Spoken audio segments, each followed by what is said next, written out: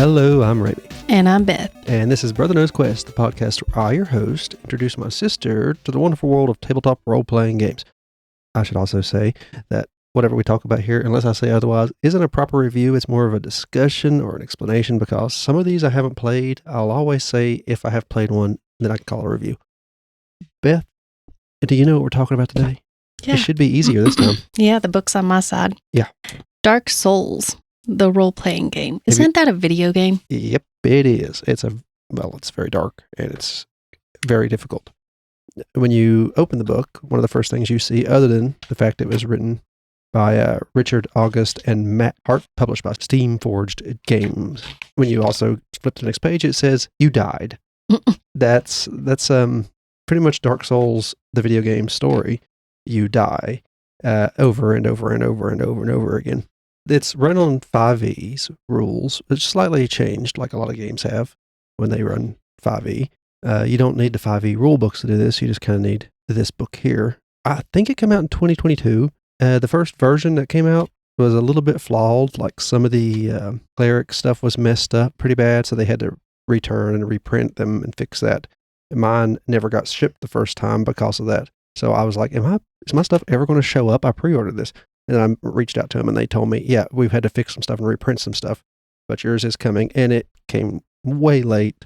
That's not necessarily their fault. They had to fix everything. I'm glad they fixed everything before they sent it to me. But it's going now, and here it is. The table of contents, how many pages are there? I'll tell you what's in the table of contents as soon as you tell me how many pages total. Oh, I didn't realize it was this big. 374, not counting the character sheets. Okay. Yeah. The first chapter is the prologue, like what is a role-playing game, using the dice, playing Dark Souls itself, and so on. Chapter 1 is character generation, 2 is core rules, and that goes from 66 to 109. Chapter 3 is magic and miracles. That goes from page 111 to page 125. Equipment is next, 131 to 217. Kindling the Flame, which is running the game, difficulty levels, lore, canon, stuff like that. That goes from 219 to 236. And then the World of Lothric, which is where this takes place. It's mostly Dark Souls 3 kind of feeling. It goes from 239 to 268. And then you got monsters and antagonists, 271 to 376. And then it gives you emails and stuff, or not emails, but websites to visit to get character sheet PDFs and all that good stuff. There's a lot of stuff. It's a lot of stuff. Dark Souls is a real dense game, but it's oddly enough, the only way to get all the lore, you'll get lore from, dialogue from other characters you meet in the games. I mean, like equipment, armor. Oh, yeah. Dark shields. Souls is full of that too. It's like the book is a video game itself. Yeah. Basically, it's like buying the guidebook for one of the video games when it comes to the content or the descriptions and all that. Now, in the world of Dark Souls, it is, like the name says, very dark. It is almost impossible to imagine D&D setting darker. Ravenloft from Core 5e or older generations is kind of dark like this, but Dark Souls itself is a world basically on the verge of apocalypse. And it happens over and over is the problem. Now, there's Freddy Krueger claws. Yeah, people like to use those. Those are a dex weapon in the video games.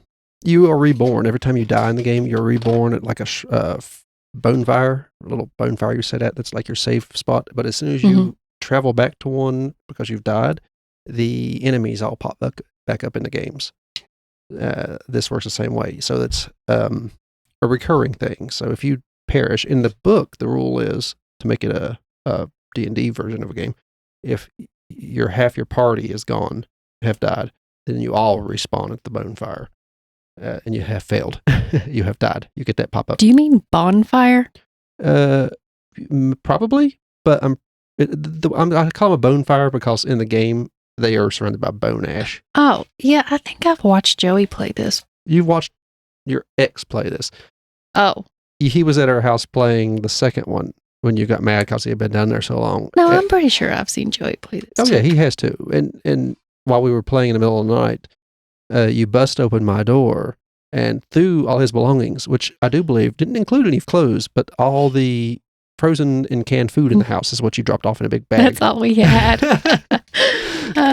Yeah, but that was when Dark Souls 2 came out. The RPG, the tabletop version, it's got the best book looking art in a book I've seen. It is. I just turned to the page with a smoky skeleton with a big crown That and a little shadow person. Okay, yeah, he's one of the bosses.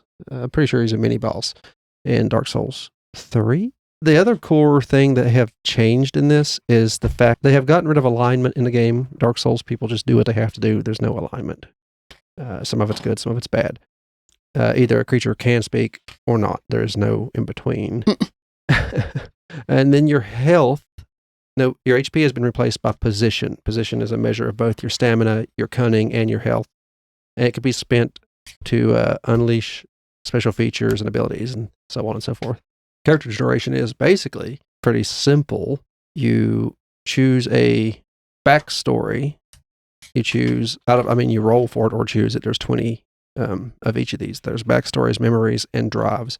So if you choose a backstory, or when you choose a backstory, you can use if you can invoke it during gameplay somehow, like a knight, you're not certain. Number 19 on the backstories. You are a brutal master working your servants to death. Can you ever be redeemed? And if you can find a way to integrate that into gameplay or RP somehow, you could choose to re-roll, or you could choose to use that as all of these change the way the game plays, but once a day. So if you can find a way to use each of these, your memory drive or whatever, it will let you re-roll certain things or add certain benefits or get something like that. Memories, like a random memory, number 2, the scent of earth in your nose as it fell onto your face. Were you buried alive? That would be a horrible memory, but of course this is Dark Souls. And drives. Number 5, simply to die. Finally, completely. And in Dark Souls, that's a big deal because it's really hard to do. The thing is, you lose a little bit of yourself every time you perish in Dark Souls. You slowly become what is known as a hollow, just a mindless thing, doing the last thing you did over and over and over. And that's a lot of the enemies you come across. And then after you choose those, you choose your origin. Sorry, that's what we're hunting for. You choose your origin. There's the brute, the fencer, the jack of all trades, and the caster. The brute is like a tank. The fencer is more of a constantly moving, blade throwing, deadly combatant. But now the brute can deal damage as well, of course. All these can deal damage, otherwise you wouldn't be playing Dark Souls. But they're good at damaging, and multiple weapons you're good at. Formidable opponent. Jack of all trades, kind of mixed between caster and melee. And then, of course, you got caster, which is great for casting. And each one of these gives you different abilities, like the fencer. You gain bloodied effect during combat. You can reduce 50% of their starting position pool. A fencer gains the following benefits. They may add an additional +2 to their dexterity. They may make an additional reaction on their turn. They reduce all melee weapon position spend cost by 1. Because like the game said, you spend your position, which is basically your health and everything, to get things done. It also gives you your base stats, like the fencer has a strength of 12, a dex of 15, the con of 14, the intelligence of 13, wisdom of 10, and charisma of 10. That works out like that. And after you choose your origin, that's when you choose your class. You have the classic Dark Souls stuff. You have knight, mercenary, assassin, warrior, thief, herald, cleric, sorcerer, pyromancer, and the deprived, which the deprived is a unique one. If you want to play Dark Souls, a hard game, on hard mode, you play as the deprived, an unfortunate soul, or an idiot. No one is entirely sure which. Basically, it meant in Dark Souls, it meant you start off at like level 0. The other one start off at like level 12 or something, and you have a few points and stats already. There's mushroom people. Mm-hmm. They are pretty cool, and I'm pretty sure most of them are dead by the 3rd game. Because I keep finding them dead. And Dark Souls lore, by the way, is odd. People will tell you stuff. I meant to say this earlier. People will tell you stuff in the game, and sometimes it's vague, cryptic, and sometimes it is downright a fib. They might not know it. It might have been, the history of this world is long. And a lot of times the only way to learn something is by reading an item description. You get an item from defeating an enemy or find it out in the world or defeat a boss. And you read the description and it will give you a lot of information about the owner or the previous owners or what it was used for. And that is how you get a lot of your lore. There's all kinds of explanation. And sometimes, and of course, you collect souls. That's how you level up in this game. And if you die and have to go back to the bonfire, you lose all your souls. And the point is to go back to where you died and collect those before you die again. Otherwise, you lose them permanently. And that is your way of leveling up and getting stronger and buying things, because everything's traded in souls. That's why they call it Dark Souls. There is so many different ways to be killed in this game. My easiest way of going out, the way I go out the most, is gravity. I fall places a lot in these games. I'm pretty good at playing them. I'll discuss some of the creatures and things you encounter in a bit. The wolf in the picture is really beautiful. That's Artorias' puppy. Has it got a sword? Or well, on the other side it says the Great Grey Wolf. Yeah, that's the Abyss Watcher. He's a great knight, and that's his dog. I'll explain a little bit about that. That's from the first Dark Souls, and people liked him so much, his likeness keeps popping up in different Dark Souls games. They also had him in Elden Ring. This game does not cover Elden Ring, Bloodborne, or Sakura, however you pronounce it. After you choose all those, your class, you build your class. It tells you what stats to add to them and all that good stuff. Do I need to explain to you what a pyromancer is, Beth? Yeah. What? A wielder of magical fire. Oh, okay. Not too shabby with an axe either. I tended to play as a pyromancer in the earlier games. A sorcerer is what I play as in the new one. And in the second one, actually, I switched over to playing as a cleric pretty often, which uses lightning spells and stuff like that. A herald is a stout warrior determined to protect themselves, their friends, and the wielder of miracles. What's a bloodied ability? A bloodied ability? Mm-hmm. That means you can bloody people, which means their health occasionally, after you stack enough blood build up on them, they start bleeding out. Oh. That's like a poison, but bloodier. Okay. The spells in the game are brought over from the video games. You have the pyromancer spells like Fireball, Fire Orb, Great Fireball. They use the artwork from the video game as well. I could tell. Yeah.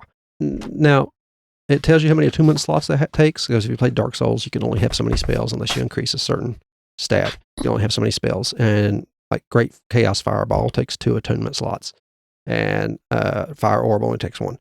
It costs 1 position to cast Fire Orb, costs 3 position to cast Great Fireball or Chaos Fireball. And it tells you how many actions it takes to cast them, because unlike regular D&D, these spells can take a bit longer to cast, which in the game, a boss is charging at you, and you realize you're not fast enough to cast this spell. He's going to hit you before you cast it.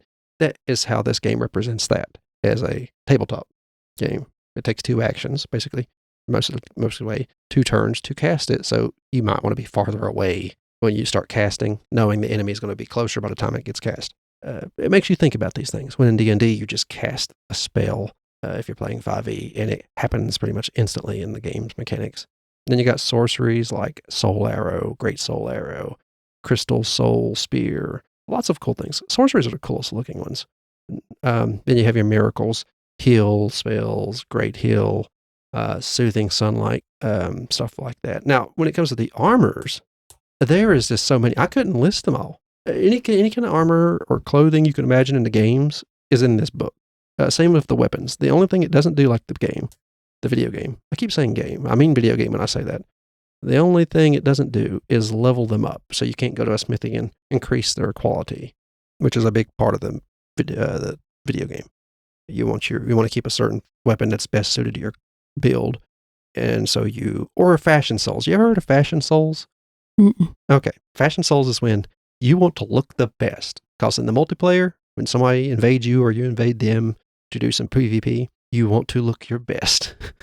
You want to look the coolest or the best or the goofiest, however you do it. It's Fashion Souls.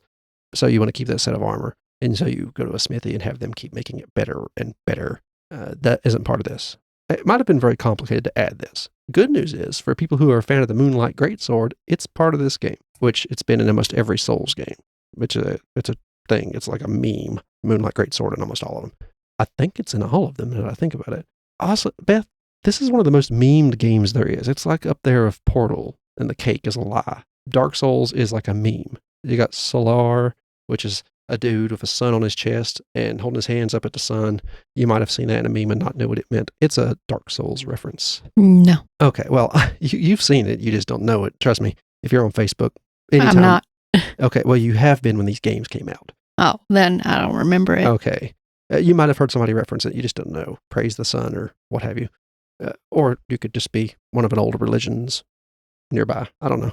In the world of Dark Souls, the lore goes that Gwyn, the first real great soul, found the fire, came out of the fire, and there was dragons. The only thing around at the time was dragons. Him and his warriors and knights and witches, who are another great soul, witch of Izalith, took out the dragons. He used his great lightning spears to take them down. He's the god of miracles. So, he's like the great deity, kind of. And then there was one other soul that showed up. A bunch of other souls showed up, actually. There was the first of the dead, and Nito and all them. He released a powerful miasma to take out dragons, and the Witch of Izalith rose giant firestorms to burn them. And Gwyn took off their armor with his spears. Then there was another soul, a little pygmy, a furtive pygmy, which is humanity. And Gwyn and everybody else thought they were kind of weak and pushed them around and tricked them with their beautiful magics and such, and greatness in general, being a giant of a people, into becoming subservient. And that is what started the undead curse that caused this big issue of the abyss, the darkness beneath, becoming a thing. Humanity being suppressed so long, and kind of willingly. They still believe Gwyn was a great god on their side. It just kind of put a stain on their soul, and the undead curse started. And then the fire that birthed everything started to fade away. Gwyn burnt himself and his great soul to rekindle the fire so the world was lit up again and wasn't apocalyptic anymore. And that's a recurring thing. Every few thousand years, the fire starts to fade. One of the great lords burn themselves. And if they don't want to, it's your job as a unkindled to get strong enough to take on these gods and then take their great soul and rekindle the fire so the world don't end. You can also choose through, it's kind of hard to do in the games, a roundabout way of doing some bad choices, to not kindle the fire and become a lord of darkness. As one of the pygmy race, you are closer to the abyss than any other race, so maybe a world of darkness is better suited to you. And you don't have to keep doing this stupid rekindle the fire everything every 3,000 years. Let it all end like it's meant to. That's a choice in the game. It also, I guess your players could choose to do that too. All in all, I would say this is a pretty good representation of a tabletop game made out of a video game. I can't think of one that's done particularly better besides maybe the Fallout game, but I can't think of the Dark Souls one using anything but 5e rules, so they did well with that. And they really didn't have to change a ton to get it to work, besides the way the health works. And now it's in position and everything. Looking at it, what's your favorite part of the book? The art. I knew it. It's also mine. You don't play Dark Souls. Like I said, Dark Souls is a game of great things turned to decay. It's dying. When you're playing the games, the world is dying. As you progress farther down the game path, in that a lot of the video games, the world starts to get darker and darker as the fire fades even more. Basically, the sun's going out is how the game makes it look. Dark Souls 3 was my favorite. There's a lot of cool enemies in the game. There's 14 different sections of the game, or different locations. Like the world of Lothric, it tells you about this great kingdom that is fading and turning dark and decaying, pretty much. It gives you the Firelink Shrine, which is a place combat don't happen. It's basically the base of operations for your unkindled folk, undead. But then there's other ones like the Castle Lothric and the Grand Archives, where all knowledge was stored, and it's got great sages in it that is a boss. There is what is his name? What is it called? The Profaned Capital, where Yorm the Giant, one of the great lords, lives. There's like I said, there's 14 major areas in this from the Dark Souls 3 game. There's also a lot of enemies from different games, like the Great Moth that comes from older Dark Souls games, not just in 3. There's the Sewer Centipede, which is a terrifying creature you find in the 3rd game. There's the Asylum Demon, which you find, I'm pretty sure, in Dark Souls 1. There's the Hydra, Dark Souls one as well. There's the Mimic, which is pretty much in every Dark Souls, and it's the worst mimics I've ever had to fight in a game. Basically, if you ever see somebody walk up and poke at a chest in a video game, it's because of this mimic right here. And it kind of cackles at you when it attacks you. It's like, ooh, and then it reaches down. If it's like 12 foot tall, and it just bends over and bites your head off. Oh. After you try to open it. You got bosses like Yorm the Giant, the Black Dragon Camelite, and then Sir Artorias the Abyss Watcher, which he was one of Gwyn's great knights, and would fight down creatures of the abyss. But he became tainted by it himself and kind of just wanders around away from society, waiting for some great warrior to come and kill him off so he don't spread the very darkness he tried to fight off. And then you have the King of Storms, which was Gwyn's oldest and greatest son, but he disappeared. He got kicked out for being a bad boy who kind of sided with the dragons against Gwyn after he realized they weren't just as bad as Gwyn let on. You find him in the third game. He's like the greatest secret boss in the game.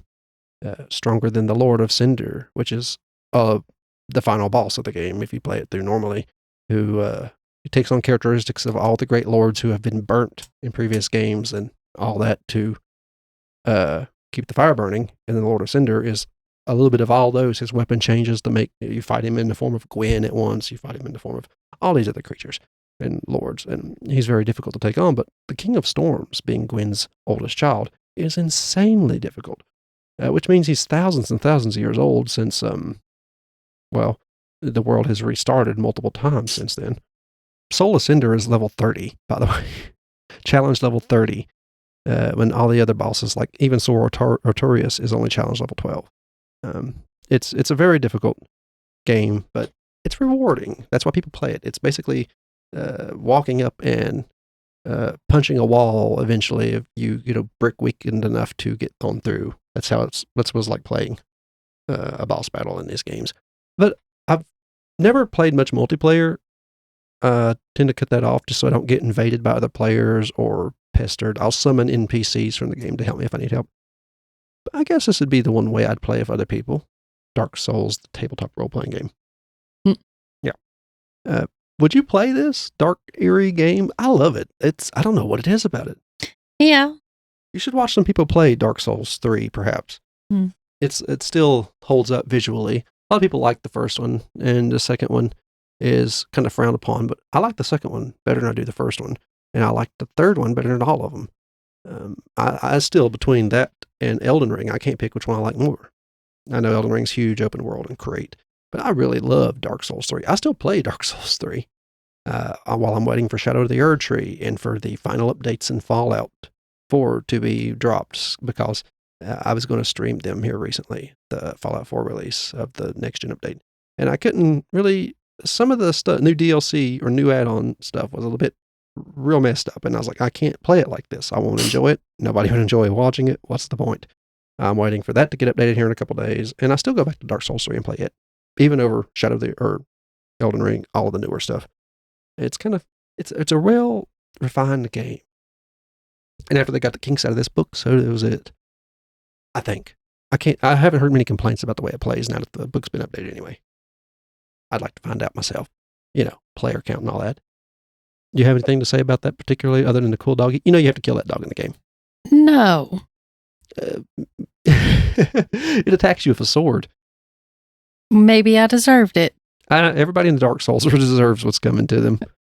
Every single one of them. I can't think of a single person who has not had an issue in or done bad things in Dark Souls. If you have souls, that means you've killed things. If you're still alive and not mindless, that means you're doing bad things to stay alive. I've been doing bad things in Fallout.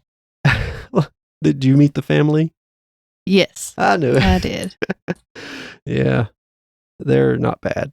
You can work it out so the whole town is happy, and they are happy too. Basically, they become blood donors. Yeah, that's what I did. Oh, your speech checks must be up there good. That's important. Okay.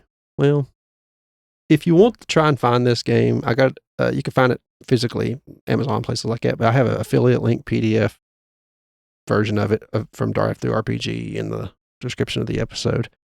And if you'd like to hear more, of our podcast. We are part of the Gruesome Gamer Group podcast network. We have other things like Leveling Duo. It's a podcast that comes out occasionally when a new video game does, and me and Beth or me and my friend Dakota want to talk about it. We just, whenever a new game comes out, we talk about it there. And if you want to listen to Horrific History and Hauntings, which is one where Bethy runs it and tells me about everything in the title, horrific history, hauntings, sometimes some true crime. We have a lot of those, and all of them can be found in the Linktree link in the description. It will be the first one you see, and if you click on it, it will take you to all of our socials. The top link on the Linktree will be our website, our main website, where it takes you to the 3 podcasts we have. You could sample them, subscribe to them from there, or you could just go to YouTube and find them. The link to that's also in the Linktree.